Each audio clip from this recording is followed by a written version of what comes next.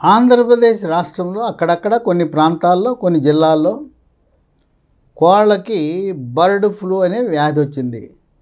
Bird flu అంటే మనకి మనుషులకు వస్తుంది కదా ఫ్లూ జ్వరం, దానికి ఫ్లూ జ్వరమే. మనకు దగ్గు పడిసం ఎలా వస్తుంది శీతాకాలంలో, దానికి కూడా అట్లాంటిదే. కాకపోతే మనుషులు మనకు ఫ్లూ జ్వరం వస్తే ఎవరు చచ్చిపోరు, కానీ కోళ్ళు కొన్ని కోళ్ళు వాటికి ఫ్లూ జ్వరం వచ్చినప్పుడు కొన్ని చచ్చిపోతున్నాయి. దీని గురించి కొంతమంది లేనిపోయిన అపోహలు, లేనిపోయిన దుష్ప్రచారం, ఉన్నవి లేనివన్నీ కూడా దున్నపోతు ఈనిందంటే దూడను గట్టి అనే ప్రచారాలు చేస్తున్నారు. అయితే మీకు కొన్ని వాస్తవాలు నేను చెప్తున్నాను. బర్డ్ ఫ్లూ గురించి ఎవ్వరూ బాధపడవలసిన అవసరం, భయపడాల్సిన అవసరమే లేదు. మరి ఈ రోజున కోడిగుడ్డు తినచ్చా, కోడి మాంసం తినచ్చా అనే ఆలోచనలో పడ్డారు. కోడిగుడ్డు, కోడి మాంసం నిర్భయంగా తినచ్చు. అయితే పచ్చి కోడిగుడ్డు, కొంతమంది పచ్చి కోడిగుడ్డు సొనని పాలలో కలుపుకొని తాగుతారు. పచ్చి కోడిగుడ్డు వద్దు. ఉడకబెట్టిన కోడిగుడ్డు కానీ, ఆమ్లెట్ కానీ, లేదా పొరుటు కానీ, ఇవి నిర్భయంగా మీరు కూర కానీ తీసుకోవచ్చు. అట్లాగే చికెన్ బాగా ఉడికిన చికెన్ వల్ల ఎటువంటి ప్రమాదం ఉండదు. చికెన్ తినచ్చు, కోడిగుడ్లు తినచ్చు. నేను ఇక్కడే ఉన్నాను, విజయవాడలో ఉన్నాను. నేను ఓ రోజు కోడిగుడ్లు తింటే ఇంకో రోజు చికెన్ తింటున్నాను, ఏం కాదు. అయితే ఒకటి గమనిక, బతికి ఉన్న కోడిలో మాత్రమే తినండి, చచ్చిన కోడి తినద్దు. మన ముందే కోస్తారు కదా కోడిని, బతికున్న కోడిని కేజీలో పెట్టి బయటికి తీసి మన ముందు కోస్తారు. కనుక బతికున్న కోడిని తినటము ద్వారా బాగా ఉడికిన మాంసము, గుడ్లు ఉడికినట్టు తింటే ఎటువంటి నష్టము లేదు. ఇక ఈ జగన్మోహన్ రెడ్డికి సంబంధించిన సాక్షి ఛానల్, సాక్షి పత్రిక, సాక్షి ఆ జగన్మోహన్ రెడ్డి వైఎస్ఆర్ పార్టీకి చెందిన సోషల్ మీడియా వాళ్ళు ప్రభుత్వాన్ని అప్రతిష్ట పాలు చేయాలని చెప్పి, అదిగో ఈ బర్డ్ ఫ్లూ మనుషులకు అంటేసిందని దుష్ప్రచారం చేస్తున్నారు. వాళ్ళు ఏదో ఎక్కడో ఉంగుటూరులో ఎవరికో అంటిందని చెప్పి. అసలు ఇంతవరకు భారతదేశంలో బర్డ్ ఫ్లూ ఒక్క మనిషికి కూడా అంటలా. ఇది అంటదు, అంటినా అసలు మనిషి చచ్చిపోడు, ఇది ఏం చేయదు. కొన్ని మనం గమనించవలసిన విషయము, ఫ్లూ జ్వరము డిసెంబరు, జనవరిలో వస్తుంది. వాతావరణం వేడెక్కిపోతే వైరస్లు చచ్చిపోతాయి. బయట వాతావరణము 39-40 డిగ్రీలు ఉంటే వైరస్ బతకదు, ఆ బర్డ్ ఫ్లూ బతకదు, మనకు వచ్చే ఫ్లూ కూడా బతకదు. ఇప్పుడు చూశారు కదా, మనం ఫిబ్రవరి 12-13 తారీఖులు వచ్చేసరికే ఇవాళ ఏసీ లేకుండా మనం జీవించలేని పరిస్థితి ఉంది ఆంధ్రప్రదేశ్ రాష్ట్రంలో. కనుక ఇది మనుషులకు ఎటువంటి హాని కలిగించదు, మనుషులకు బాధ ఉండదు, ఇబ్బంది ఉండదు. ఇది నేను చెప్తుంది కాదు, శాస్త్రవేత్తలు చెప్పారు.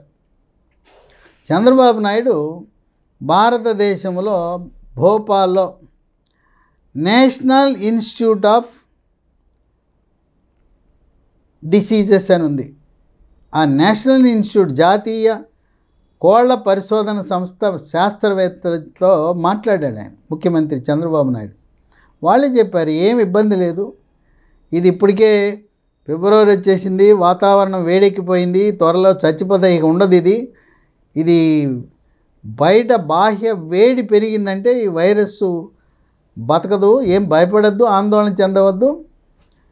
ఈ కోడి మాంసము, కోడిగుడ్లు తినటం వల్ల మనుషులకు ఎటువంటి ఇబ్బంది ఉండదు, మనుషులకు ఈ వ్యాధి కోడి మాంసము, గుడ్లు తినటం వల్ల రాదని శాస్త్రవేత్తలు కూడా చెప్పారు. అయితే చనిపోయిన కోళ్లను కాల్చివేయటం అన్నా చేయాలి, లేదా పూడ్చిపెట్టడం అన్నా చేయాలి.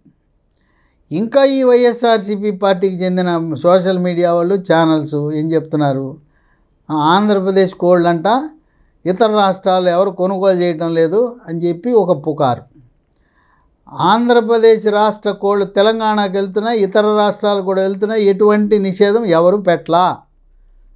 ఆంధ్రప్రదేశ్ రాష్ట్రంలో కోళ్ళు యథావిధిగా ఇతర రాష్ట్రాలకు వెళ్తున్నాయి, గుడ్లు రవాణా జరుగుతూ ఉంది, ఎటువంటి సమస్య ఉత్పన్నం కాలేదు. పుకార్లు నమ్మద్దు, పుకార్లు షికారులు చేస్తున్నాయి. అయితే మనం కొన్ని జాగ్రత్తలు పౌల్ట్రీ నిర్వాహకులు తీసుకోవాల్సిన అవసరం ఉంది. ఒకటి, చనిపోగానే కాల్చడం పొడ్చడం తప్పనిసరి. మీకున్న అక్కడ పరిస్థితులను బట్టి ఏదో ఒకటి నిర్ణయం చేసుకోండి. 2, మనం పౌల్ట్రీ లోపలికి వెళ్ళేటప్పుడు పొటాషియం పర్మాంగనేటు కలిపి ఆ నీళ్లతో కడుక్కుని లోపలికి వెళ్ళాలి. పొటాషియం పర్మాంగనేట్ నీళ్ళతో కాళ్ళు కడుక్కుంటే వైరస్ నుంచి మనకు రక్షణ ఉంటుంది. ఇక 3, మనం పౌల్ట్రీ చుట్టుపక్కల సోడియం హైపోక్లోరైట్ కానీ లేదు బ్లీచింగ్ పౌడర్ చుట్టూ, లోపల కాదు బయట ప్రాంగణంలో ఇది చల్లటం మంచిది. 4, మనం బయటకు వచ్చిన తర్వాత చేతులు ఎవరైతే అక్కడ లోపల పనిచేస్తుంటారో వాళ్ళు చేతులు శుభ్రంగా సబ్బుతో కడుక్కోవాలి.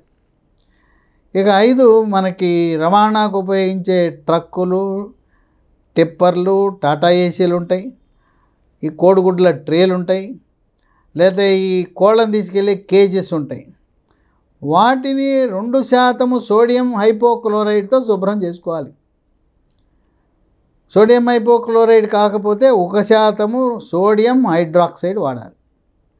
ఇక 6, నీటి తొట్టెలు ఉంటాయి, దానా గిన్నెలు ఉంటాయి, వాటిని 1% సోడియం హైడ్రాక్సైడ్తో శుభ్రపరచుకోవాలి.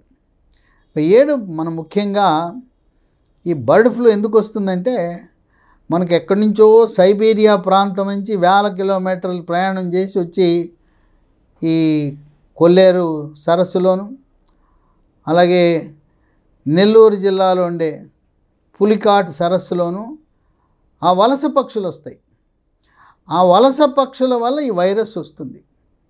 కనుక మన వలస పక్షుల విషయంలో జాగ్రత్త వహించండి.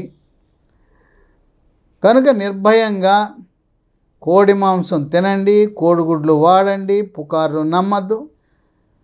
పైగా రాష్ట్ర వ్యవసాయ శాఖ మంత్రి అచ్చెన్నాయుడు ఒకటే చెప్పాడు, ఎవరైనా పుకార్లు వ్యాప్తి చెందే విధంగా ఛానల్స్ కానీ సోషల్ మీడియా కానీ అటువంటి పుకార్లు వ్యాప్తి చేస్తే మీ ఛానల్ మూయించడమే కాదు, మేమైన ఛానల్ యాజమాన్యం, సోషల్ మీడియా ఛానల్ లేదా శాటిలైట్ ఛానల్ యాజమాన్యంపై కేసు బుక్ చేస్తాం, మీ ఛానల్ మూసేస్తాం, క్రిమినల్ కేసు పెట్టి మిమ్మల్ని జైల్లో పెడతాం, తప్పుడు సమాచారం ప్రజలకు అందిస్తే ఖబర్దారని చెప్పి అచ్చెన్నాయుడు హెచ్చరికలు కూడా జారీ చేశాడు. ఆ దిశగా రాష్ట్ర ప్రభుత్వం ముందడుగులు వేస్తూ ఉంది.